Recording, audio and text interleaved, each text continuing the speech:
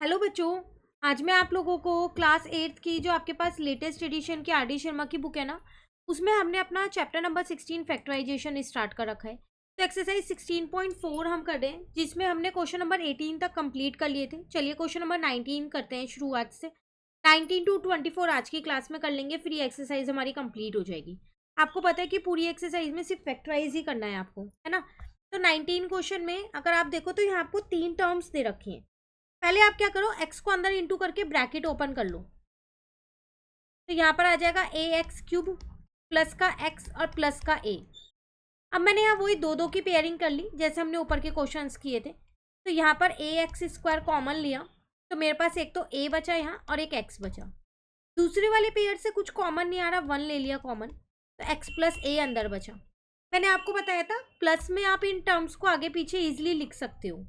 इसका मतलब a plus x और ए एक्स स्क्वायर प्लस 1, ये आपका आंसर हो गया फैक्टराइज। क्लियर।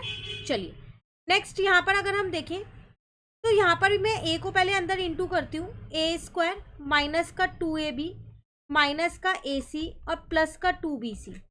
4 टर्म्स बन गई हैं, ठीक है। अब आप चाहो तो दो दो का पेयर बना लो। यहाँ से मैंने a कॉमन लिया तो a माइनस का 2b बचा।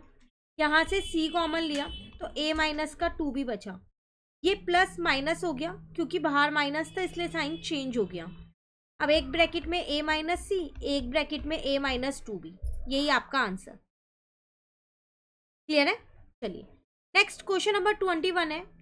अगेन सेम सा ही क्वेश्चन है 20 की तरह। पहले ब्रैकेट ओपन कर लेते हैं मल्टीप्लाई करके। तो यहाँ पर आ जाएगा आपके पास ab माइनस का ac माइनस का bc। अब दो दो की पेयरिंग कर दी, a कॉमन लिया तो a प्लस का b बचा। यहाँ से c कॉमन आएगा, a तो नहीं आएगा, दोनों में से c कॉमन आ रहा है तो a प्लस का b बचेगा। तो a माइनस सी और a प्लस बी, ये आपके फैक्टराइज है। क्लियर है, दो फैक्टर्स आ गए। इसमें तो पहले से ही 4 टर्म्स दे रखी है, तो इन दो की पेयरिंग और इन दो की पेयरिंग कर दी। यहाँ से x कॉमन लिया तो x माइनस 11y हो जाएगा। यहाँ कुछ कॉमन नहीं आ रहा, 1 ले लिया, x माइनस 11y अंदर आएगा। देखो यहाँ माइनस था तो ये साइन प्लस का चेंज होके माइनस का हो गया। x माइनस 11y और x माइनस 1, ये हो गया आपका फैक्टराइज। क्लियर है।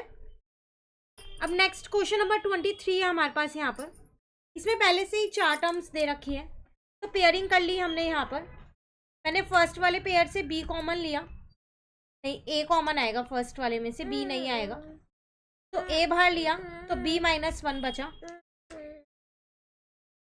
ठीक है। सेकेंड वाले में कुछ कॉमन नहीं आना, 1 कॉमन ले लिया तो b माइनस का 1 बचा।